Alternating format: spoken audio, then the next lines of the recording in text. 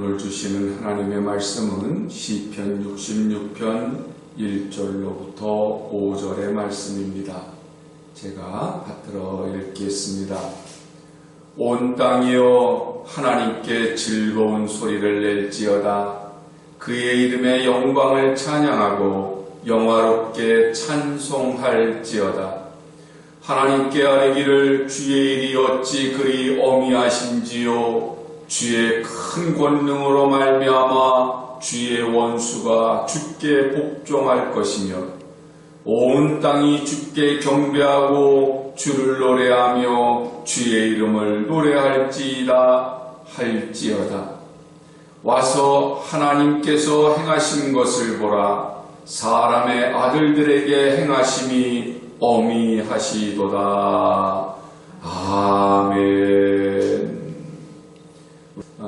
사택 옆에 조그만 산이 있는데요. 거기에는 두루미 같은 큰 새들이 모여 사는 보호구역이에요. 그런데 그 모이를 이렇게 이제 먹이를 물어와가지고 새끼를 먹이는지 아주 그 새끼들이 그냥 자기 부모새가 날라오는 그 모습을 보면 얼마나 울음소리가 시끄러운지 말도 못해요. 덩치는 큰데다가 울음소리가 크니까 그게 소음 같기도 하고 막 어떤 때는 너무 시끄럽다는 생각이 들 때도 있어요. 그런데 어떤 분이 그런 얘기를 하더라고요. 오히려 그런 소리가 사람이 어떤 마음으로 듣느냐에 따라서 마음의 건강을 주기도 한다고 그래요. 그러니까 같은 소리인데 내가 그 소리를 소음으로 여기면 아주 시끄럽고 스트레스 받는 소리가 되지만 같은 소리인데 그 소리를 좋은 소리로 여기면 그러면 그것이 내 마음에 안정을 주고 오히려 정신적인 건강을 준다는 거예요. 요즘 텔레비전이나 인터넷이나 또 유튜브나 이런 데 보면 ASMR이라고 하는 것이 유행하잖아요. 그게 뭐냐면 이제 빗소리, 또 물방울 소리, 또 새소리, 발자국 소리, 이렇게 나무가 타닥타닥 장작 같은 것들이 타는 소리, 이런 소리들을 일부러 막 내는 거예요. 그러면 그 소리들이 이렇게 사람에게 안정감을 줘가지고 그 마음의 상처를 치료하게 하고 또 이렇게 잠을 못 자는 사람들이 잠도 자게 하고 그렇게 한다는 거예요. 그러니까 소리들로 인해서 사람의 상처도 이제 치유되고 사람이 막 스트레스 받은 것들도 좀 이렇게 풀리고 해소되고 그런다는 거예요. 2019년에 고려대학교 안산병원 이비인후과에서 최준 교수라고 하는 분들 그분의 팀하고 해양수산부하고 함께 실험을 해서 그걸 확인해 봤대요. 파도 소리 같은 거, 자연의 소리를 이렇게 냈더니 오히려 만성 이명 환자들 있잖아요. 그 사람들에게도 굉장히 크게 치유에 도움이 됐다고 하는 그 결과가 있었다고 하더라고요. 이렇게 같은 소리인데 어떤 마음으로 듣느냐, 누가 듣느냐에 따라서 이게 잡음이냐, 소음이냐, 아니면 이것이 아름다운 소리냐, 나를 건강하게 하는 소리냐, 그런 것으로 이렇게 이제 판단이 될 수 있어요. 그런데 오늘 우리들이 가만히 생각해 보면 하나님께서요, 우리에게 즐거운 소리를 내라고 그렇게 말씀을 하셔요. 주님께서 우리에게 즐거운 소리를 내라고 하는 것은 아름다운 목소리로 하나님을 찬송하고 그냥 항상 기쁜 마음을 가지라고 하는 말씀일까요? 그것보다는 하나님께서 늘 우리가 하나님하고 교제하기를 원하신다는 거지요. 다른 말을 말하면 하나님이 지으신 모든 만물들이나 사람을 왜 창조하셨느냐? 하나님은 하나님과 사람을 창조하신 목적이 하나님을 찬송하게 하려고, 그래서 이사야 43장 21절의 말씀을 보면 이 백성은 내가 나를 위하여 지었나니 나를 찬송하게 하려 함이라 그렇게 말씀을 하시거든요. 그러니까 하나님께서 우리를 찬송하신 목적은 우리를 창조하신 목적은 하나님을 찬송하게 하려고 하셨기 때문에 우리가 하나님을 향해서 찬송의 소리를 내는 것, 그거를 하나님은 기뻐하신다, 즐거워하신다, 아름다운 소리로 여기신다는 말이죠. 오늘 본문 말씀 1절, 2절의 말씀을 보면 온 땅이여 하나님께 즐거운 소리를 낼지어다. 그의 이름의 영광을 찬양하고 영화롭게 찬송할지어다 그러거든요.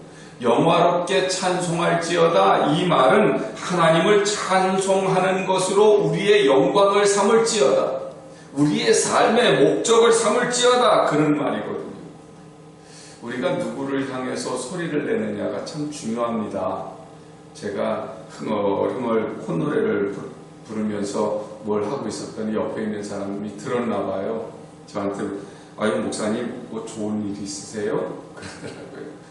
그러니까 누가 듣게 하기 위해서 한 게 아니라 저 혼자 했는데도 이제 주변 사람들을 좀 이렇게 기분 좋게 하는 때가 있어요. 그러니까 그때는 저 자신을 위해서 부르는 노래지요.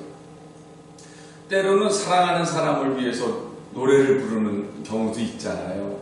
때로는 가수들처럼 많은 사람, 주변 사람을 위해서 노래하는 경우도 있잖아요. 그런데 그렇게 사람들이 아름다운 소리를 듣고 기뻐하는 것처럼 하나님께서도 우리의 소리를 듣고 기뻐하세요.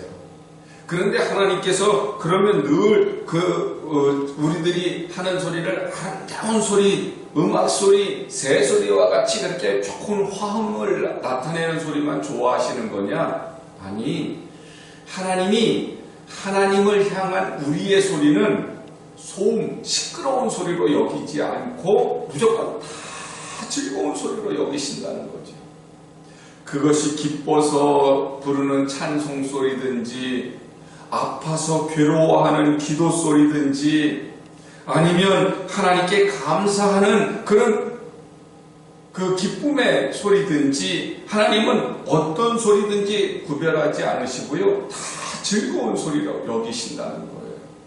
그 이유는 내가 하나님을 향해서 내는 소리, 그 소리를 통해서 하나님은 나와 교제하시고 교통하시고 내가 하나님을 사랑하고 있고 내가 하나님을 의지하고 있다는 것을 하나님께서 기쁘게 받으시기 때문이지요. 이용도라는 분이 눈물을 마시는 새라고 하는 글을 썼는데요. 그 눈물을 마시는 새라고 하는 글 안에는 이런 얘기가 있어요. 눈물을 마시는 새가 가장 아름다운 노래를 부른다. 그래요. 그게 무슨 말이냐면 고통과 인내가 기쁨과 감사의 가치를 알게 한다. 그 말이거든요. 우리가 하나님 앞에 늘 찬송을 불러야 당연하지만 때로는 내 마음이 너무 아프고 괴로울 때도 있잖아요. 그럴 때는 내가 슬픔의 찬송을 부를 수도 있고 어떤 때는 그 찬송을 할 수가 없을 때에는 내가 기도로 또는 외침으로 하나님께 부르짖을 때도 있지요.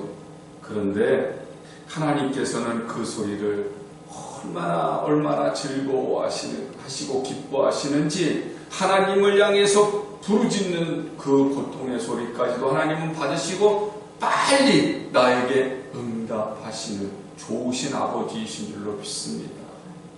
그래서 오늘 본 말씀 3절 4절에도 하나님께 아뢰기를 주의 일이 어찌 그리 어미하신지요 주의 큰 권능으로 말미암아 주의 원수가 주께 복종할 것이며 온 땅이 주께 경배하고 주를 노래하며 주의 이름을 노래하리이다 할지어다. 셀라 그러거든요. 이 셀라라고 하는 말은 음유를 맞추기 위해서 집어넣은 의미가 이제 없는 그런 그 구절이니까 이건 빼놓고요.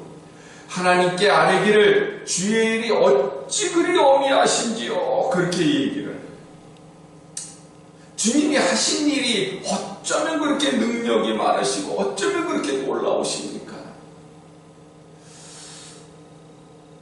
이스라엘 백성들이 출애굽을 했어요. 그래서 이제 광야를 지나오는데요. 이스라엘 백성들이 하나님을 원망하고 불평합니다. 그들이 믿음이 없어서 그랬을까요? 그들도 역시 가나안 땅을 향해서 가지만 애굽에서 사는 동안에 그들 역시 하나님께 부르짖었거든요. 그래서 하나님께서 내 백성이 부르짖은 그 목소리를 들었기 때문에 내가 이제는 그 백성들을 구원하겠다고 그렇게 말씀을 하셨어요. 그 정도로 이스라엘 백성들도 고통 속에서 하나님 앞에 기도하고 아름다운 소리를 냈어요.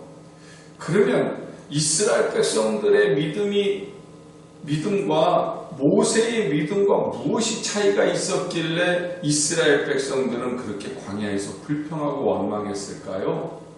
그것은 모세와 이스라엘 백성과의 그 믿음의 차이는 1%의 차이였다고 봐요. 모세와 이스라엘 백성들은 똑같이 하나님에 대한 믿음을 가지고 있었지만 단 1% 하나님을 온전히 믿지 못하고 자기 주변에 일어나고 있는 상황들을 바라보는 순간 그들에게는 원망과 불평이 자리 잡을 수밖에 없었다는 거죠. 홍해가 가로막혀져 있었을 때에 단 1%그 홍해를 바라보고 믿지 못했던 마음. 그렇지만 모세는 너희는 가만히 있어 하나님이 하시는 일을 보라 그렇게 외쳤잖아. 이게 1%의 믿음의 차이였어요. 물이 없었을 때에 이스라엘 백성들은 우리가 마실 물이 없어서 죽게 생겼다고 환경을 바라봤어요. 그들이 하나님을 믿지 못했던 것이 아니라 단 1% 환경을 보고 그리고 모세를 향해서 봤을 때 그들에게는 원망과 불평이 침투해 들어왔지만 그런데 모세는 하나님을 100% 바라봤기 때문에 반석을 쳐서 물을 나오게 하라는 하나님의 음성을 듣게 됐던 거죠. 맞아요. 우리가 주의 일이 어찌 그리 어미하신지요. 우리들이 그렇게 하나님께 아뢰라고 하는 그 말은 바로 100%의 믿음을 하나님께 보이라는 거예요.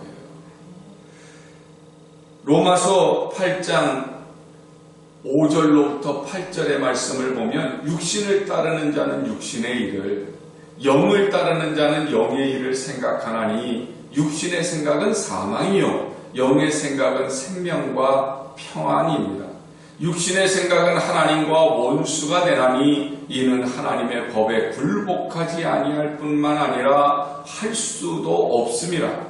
육신에 있는 자들은 하나님을 기쁘시게 할 수 없느니라 그러거든요. 이 육신과 영혼이 분리되면 죽는 거예요. 죽는 건데 어째서 육신의 일, 영의 일을 구별해 놨을까요?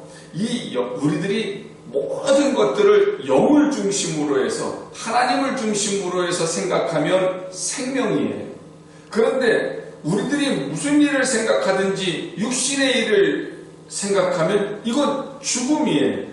그러니까 육신의 일, 영의 일을 분리하는 것이 아니고 우리들이 살아가는 모든 육신의 일까지도 어떻게 하라고요? 하나님께 전적으로 100% 의지하고 하나님을 바라보라고요. 그러니까 이스라엘 백성들이 그 단 1% 하나님을 잘 믿었어요. 하나님을 믿는 믿음이 있었다고요. 그런데 단 1% 육신의 것을 걱정하는 바람에 불평하고 원망하고 다툼이 그들의 마음속에 들어왔던 것을 우리가 보게 되는 거죠. 그래서 5절에서 와서 하나님께서 행하신 것을 봐라. 사람의 아들들에게 행하심이 어미하시도다 그러거든요. 와서 하나님이 행하신 것을 봐라. 6절을 우리가 읽지는 않았지만 이스라엘 백성들에게 하시는 말씀이에요. 홍해를 가르신 것. 홍해를 갈라서 육지처럼 건너게 하신 것을 너희들이 봐라.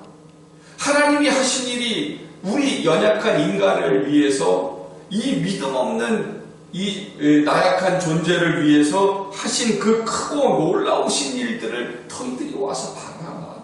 그렇게 요청하는 것을 보지요.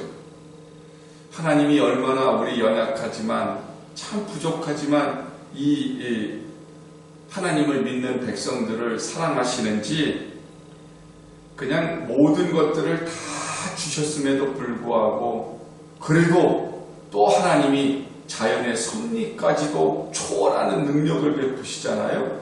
바다가 어떻게 갈라지겠어요? 요단강이 어떻게 갈라져서 육지를 건너겠어요? 하나님은 자연의 섭리를 초월하는 능력까지 펼치셔서 하나님의 백성들을 돌보고 사랑하고 계신다는 거예요.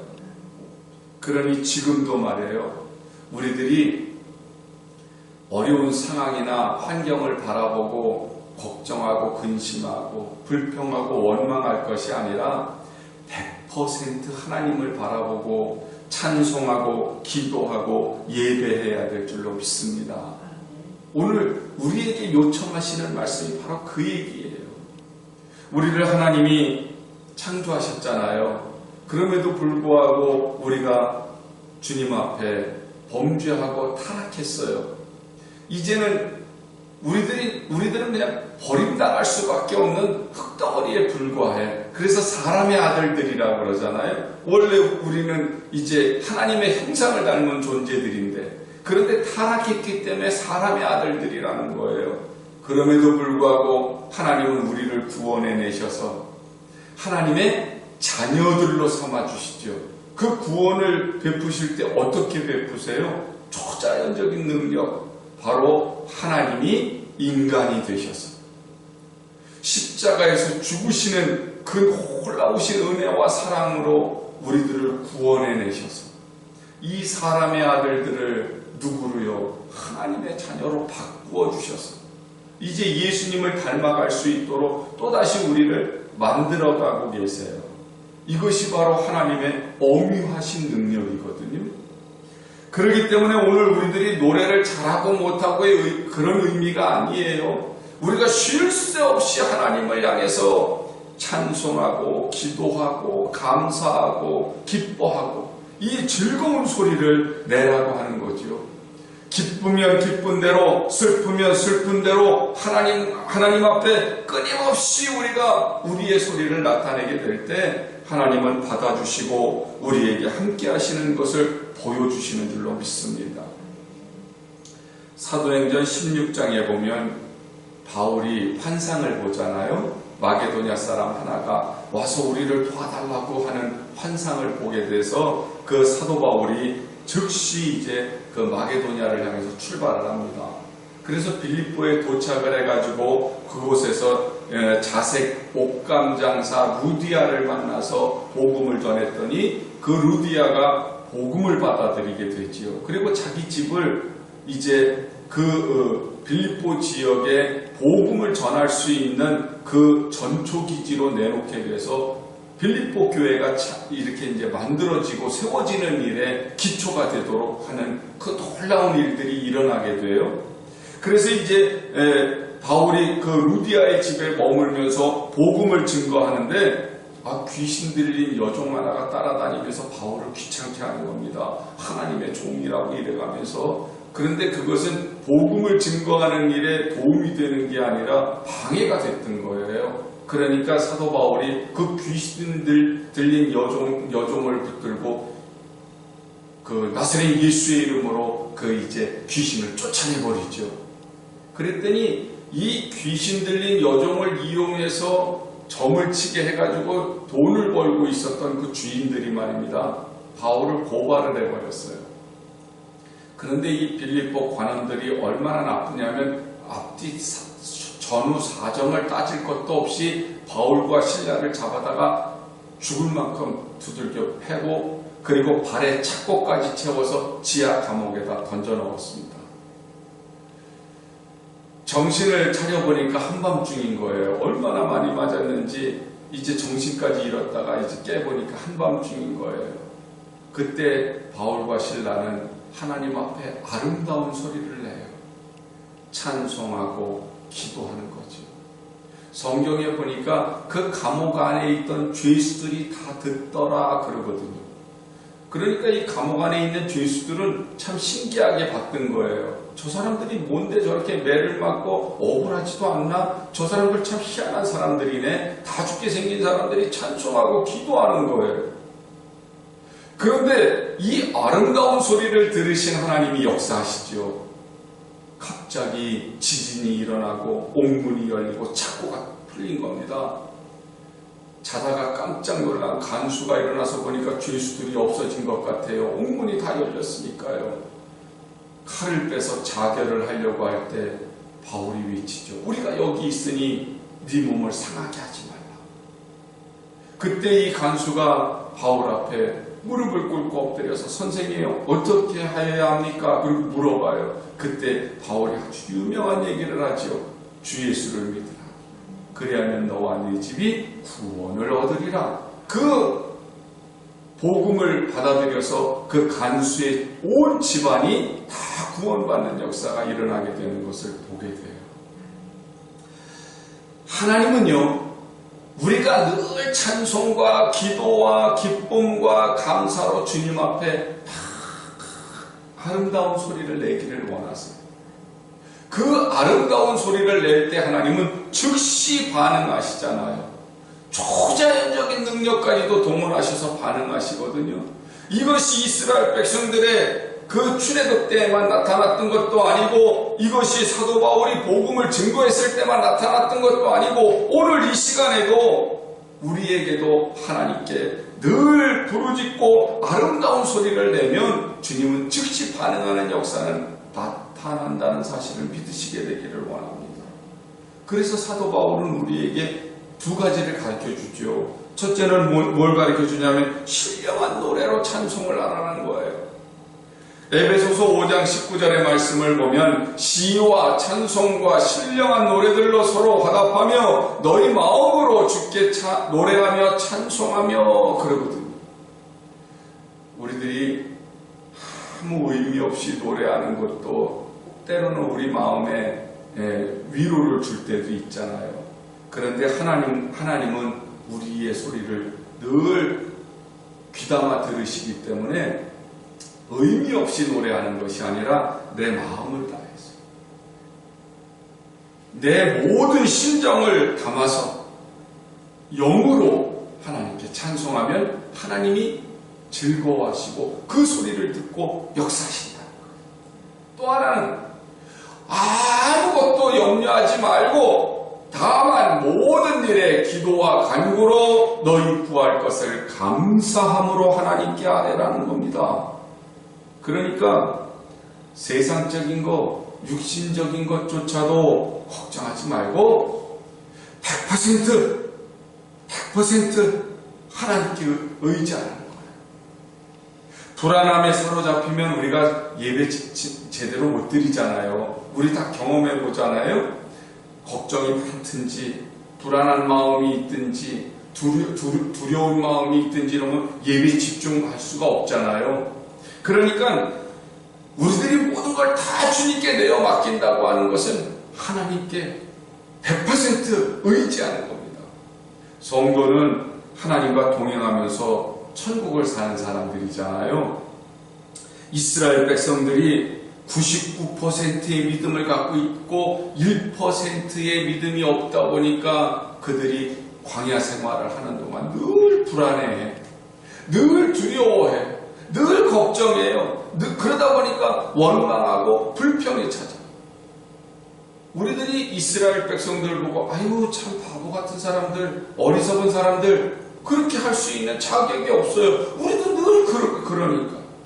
그런데 오늘 말씀에서 뭐라고 얘기하냐면 모세처럼 바울처럼 100% 99% 이스라엘 백성들처럼 99%의 믿음이 아니라 100% 하나님께 염려도 근심도 어쩌면 죽음에 대한 두려움까지도 다 내어 맡기고 아름다운 찬송, 아름다운 기도, 아름다운 감사, 아름다운 기쁨을 돌려드리라는 거지. 그렇게 하면 하나님은 절대로 우리가 실족하도록 내버려 두시지 않습니다. 시편 66편 9절의 말씀을 보면 그는 우리 영혼을 살려두시고 우리의 실족함을 허락하지 아니하시는 주시로다 그러거든요. 사람들은 고난이 없으면 축복이라고 생각을 해요. 그래서 아유 저 사람은 걱정이 없어, 염려가 없어, 얼마나 복을 받은 사람인지 몰라, 그런 얘기들을 참 많이 하거든요. 그래서 고난을 받으면 나는 왜 이렇게 고난이 많아, 이 저주받았나 봐, 내 팔자는 꼬였나 봐, 아니면 이건 내가 하나님한테 벌 받아서 내가 이렇게 되나 봐. 그래서 오히려 고난이 많으면 벌이나 저주라고 생각하는 경우들도 많아요. 그런데 하나님은 성도의 고난을요, 축복의 새로운 시작점으로 만들어주세요. 성도의 그 어렵고 힘든 상황 속에서 하나님 앞에 부르짖는 그 아름다운 소리를 들으시고 하나님은 초자연적인 능력과 권능으로 새로운 일을 펼쳐나가시게 하세요. 콜린 맥컬로우라고 하는 미국 작가가 있는데 이분이 가시나무새라고 하는 책을 썼어요. 그런데 그 책 가운데 그 켈트족의 전설을 소개하는데 거기에는 이런 얘기가 있습니다. 가시나무새가 알에서 이제 깨어나가지고 둥지를 이렇게 떠나는 순간부터 이 가시나무새는 평생 단 한 번의 노래를 부르기 위해서 가시나무를 찾아다녀요. 그래서 이제 가시나무를 딱 발견을 하면 가장 날카로운 그 가시에다가 자기 가슴을 팍 찔러요. 그리고는 자기 생명을 다할 때까지 아름다운 노래를 부르는데 이 세상에 어떤 새보다도 아름다운 소리를 내면서 죽어간다는 거예요. 물론 해석하기에 따라서 그 가시가 내 사랑하는 사람일 수도 있고 내가 좋아하는 일일 수도 있어요. 그런데 하나님이 우리에게 아름다운 소리를 원하신다고 하는 그 입장에서 보면 우리가 불러야 되는 그 가시는 어떤 가시예요? 주님 앞에 부르짖는 가시여야 돼요. 그래서 내 평생에 가장 아름다운 노래를 부를 수 있는 그 기회가 언제겠어요? 주님을 만났을 때 주님 앞에 부르는 그 아름다운 가시를 발견하고 내 가슴을 찌르고 정말 내 죽음을 다해서 부르짖는 그 외침을 주님 앞에 들려드릴 때 주님은 내 죽음을 죽음으로 끝나게 하시는 것이 아니라 부활과 새로운 영광으로 바꿔주실 줄로 믿습니다. 베드로가 주님을 만났을 때에는요, 실패했을 때예요. 그가 처음에 주님을 만났을 때가 언제예요? 밤새도록 고기를 잡았는데 하나도 못 잡았어. 그때 예수님께서 오셔가지고 깊은 곳에 그물을 던지라고 그렇게 말씀을 하시잖아요. 그때 그물이 찢어지도록 고기를 잡고 난 다음에 예수님 앞에 무릎을 꿇고 엎드려요.